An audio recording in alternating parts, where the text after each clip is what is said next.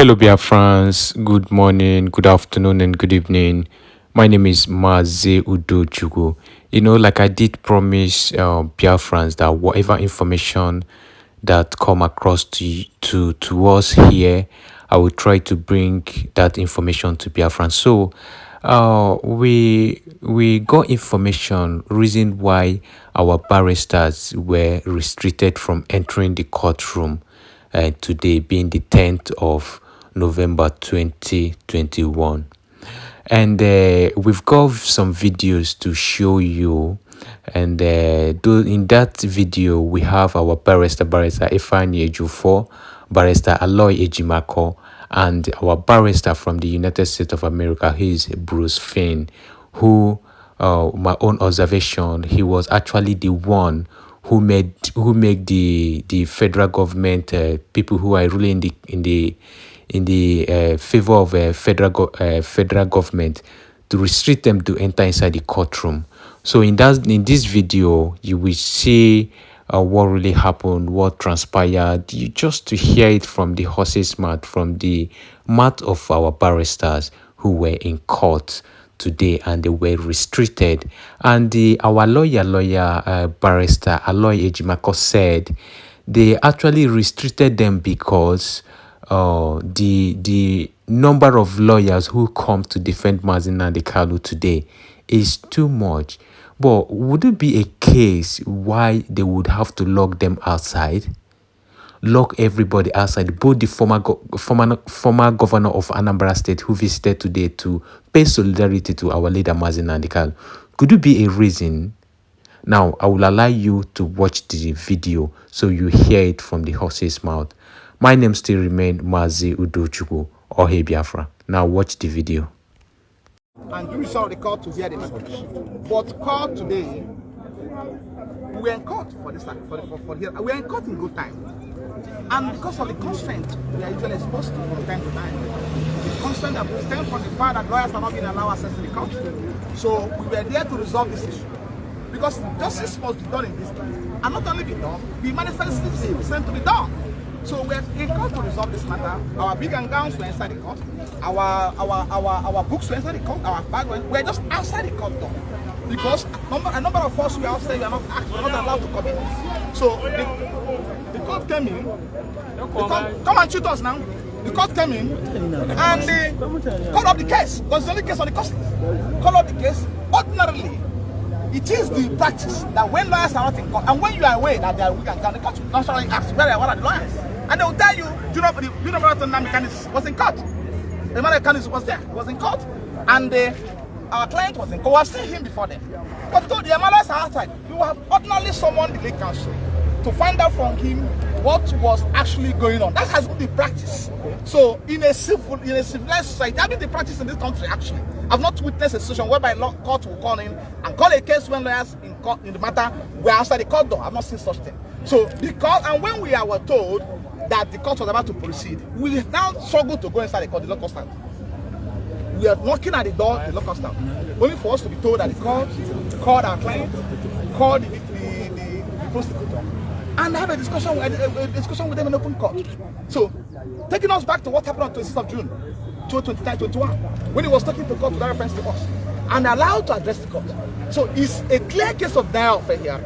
So, and the height of privacy of justice. This is what you are seeing now. So, if the court is not ready to go on with this case, what the judge, my lord, will have done is just to rescue himself from the matter. It's simple. It's allowed. Very simple. It's allowed. Instead of going about this way, because from what is playing out today, I don't think that the legal team, as we are today, still have implicit confidence in the court to go with this case. Exactly. We don't have confidence in the court again to go on with this case. And we're going to activate relevant administrative process to ensure that the right thing is done.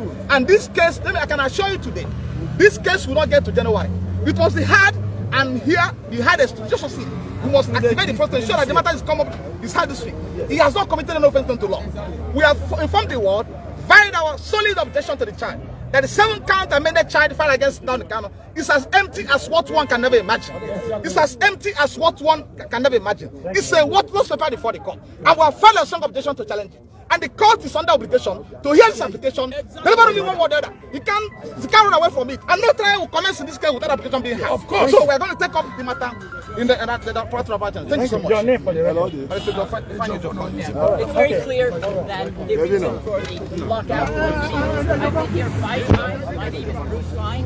I'm an international lawyer who represents Nnamdi Kanu from the United States. It was clear today that they were, when the lawyers were entering the courtroom, when I was here together, they said, no, Mr. Fein, you can't enter. It's clear that it's the 5th time this has happened to me, despite the court order authorizing Nnamdi Kanu to see any lawyers of his choice without any inhibition whatsoever. It's a flagrant violation of international law.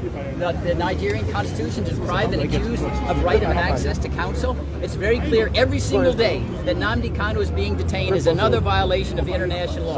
He's being punished in solitary confinement. There's never been any hearing whatsoever. Never been a finding that he did anything guilty whatsoever. And here he is. Now we have a scheduled hearing in January, 6 months of punishment before you even have a trial. Think of that. That's Alice in Wonderland. Sentence for his verdict afterwards. This case is going to go to an international forum. I'm taking the case to Geneva, the Working Group on International Arbitrary Detention, the International Criminal Court, and the International Court of Justice in The Hague, the United States Congress, to make clear that the Nigerian judiciary cannot be trusted. Sanctions are necessary in order to bring it into conformity with due process of law. And until that happens, Nigeria will be a pariah state. It will be a failed state. And I want to underscore to the Nigerian judiciary, you're not immune from criminal prosecution like the Nazi judges weren't either. You participate in the flagrant violation of human rights, you'll be charged with crimes against humanity at the ICC, and I can guarantee that because I'm going to do it. My name is Bruce. Bruce Fein. Bruce Fein for record. Bruce Fein. Bruce Fein for record. Bruce Fein for record is a former deputy attorney general of the United States of America.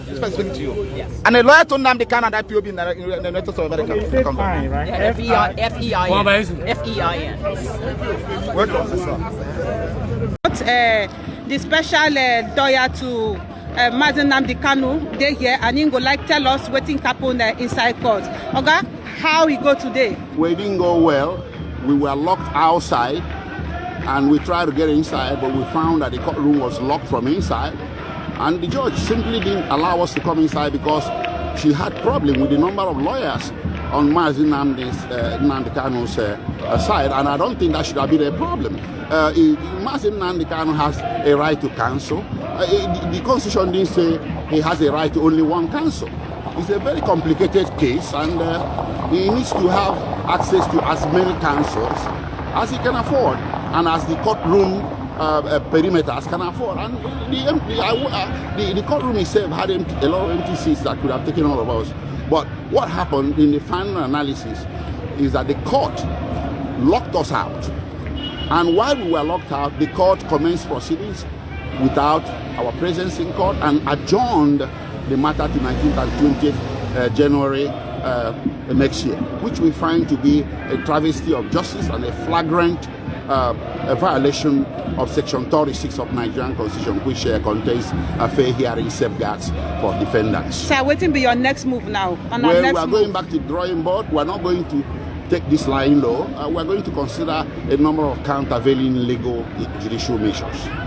Thank you. Yes, thank you very much. Okay, now special counsel to Aloy. Aloy Ejimako is my name. Special counsel to Mazi Nnamdi Kanu. I salute you now. Una well done, but I know happy. I believe in Igbo language that is something that happened to people here and that make people to do that one sound. Not really. She wouldn't have done this thing. What happened today is a criminal trial in a secret manner. The lawyers were there.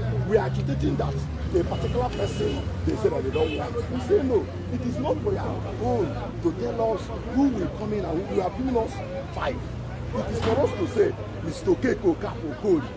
Whether you like the person or you don't like the person, it is our choice to say, these are the people that will come in. Not for you to start censoring those that will come in and those that will not come in. That is what, and that is the cause of whatever that happened. So as we were outside, deliberating in protest that we're not going to go in until they allow a representative from the United States of America to go in. The next thing is that the matter happened to 19th and 20th of January. And they are forgotten most important aspect of criminal justice, Act, which provides that if somebody is not granted bail, that trial must be day to day. That is the law.